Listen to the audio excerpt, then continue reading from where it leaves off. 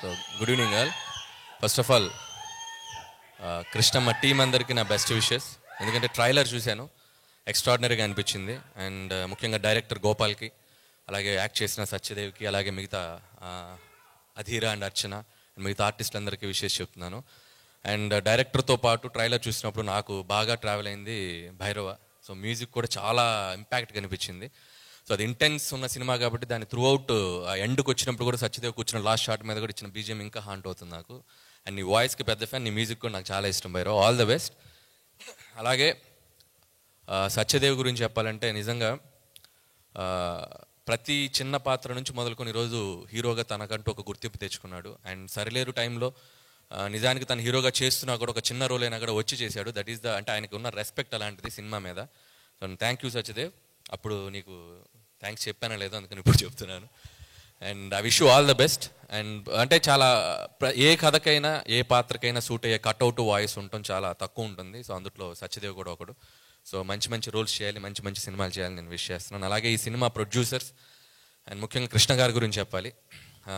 నాకు ఇండస్ట్రీలో ఉన్న one of the best well wisher అని చెప్పాలి. సో ప్రతి ఫ్రైడే నా సినిమా రిలీజ్ అయిన ప్రతి ఫ్రైడే నాకు వచ్చే ఫస్ట్ 4-5 కాల్స్లో కృష్ణ అన్నది ఉంటుంది. సో థ్యాంక్ యూ కృష్ణన్న. అలాగే ప్రతి ఫ్రైడే నేనే సినిమా టాక్ అనుకోవాలన్నా కృష్ణన్నకే చేస్తాను, చాలా ఓపెన్గా చెప్తారు. అండ్ ఈ సినిమా మీకు కూడా చాలా పెద్ద హిట్ ఇవ్వాలని కోరుకుంటున్నాను. అలాగే కొరటాల శివ గారు, సో ఈ సినిమాకి ముందుండి మెంటర్గా అలాగే ప్రజెంట్ చేస్తున్నారు. అండ్ మీ టేస్ట్కి తగ్గట్టే ఒక రియలిస్టిక్ అప్రోచ్తో ఉంది ట్రైలర్ కానీ కంటెంట్ కానీ.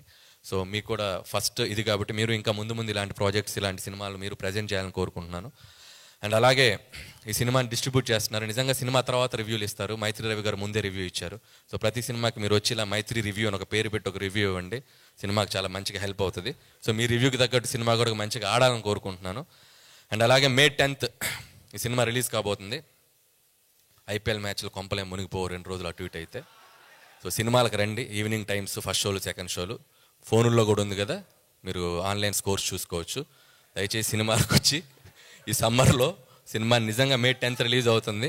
సో కృష్ణమ్మ సినిమాని చూసి ఎంకరేజ్ చేయాలని కోరుకుంటున్నాను. అలాగే ఈరోజు ఈ వేదిక మీద ఉన్న రాజమౌళి గారిని కలుసుకోవడం చాలా ఆనందంగా ఉంది. సో